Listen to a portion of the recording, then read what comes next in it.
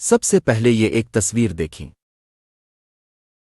یہ تصویر اپنے وقت کے سب سے طاقتور حکمران کی ہے۔ کہتے ہیں کہ صدر صدام حسین نے گرفتاری کے بعد عدالت عالیہ کو یہ درخواست کی تھی کہ اسے قید کے دوران نہ تو کپڑے دھونے اور نہ ہی سگریٹ پینے کی اجازت ہے،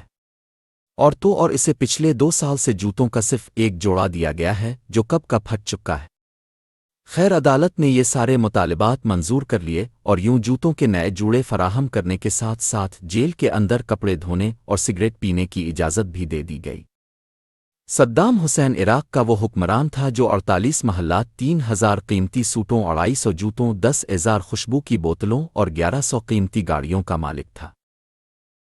جس نے اپنی مونچھیں رنگنے کے لیے 12 ماہرین کی ٹیم رکھی ہوئی تھی، جس کے سگار ہونا سے آتے تھے، جس کے لیے مشروبات فرانس کی کمپنیاں بناتی تھی، جس کے کپڑوں کا ناپ لینے کے لیے ٹیلر لندن سے آتا تھا، جس کے صرف کپڑے دھونے کے لیے بغداد میں رائل واشنگ سینٹر بنایا گیا تھا، جس کے دھوبی کو اعزازی کرنل کا رینک دیا گیا تھا، جس کے کسی بھی سوٹ کی باری 2 یا 3 سال کے بعد آتی تھی۔ میرا دل چاہتا ہے کہ صدام حسین مرحوم کی وہ تصویر جس میں وہ خود اپنے ہاتھوں سے کپڑے دھو رہا ہے،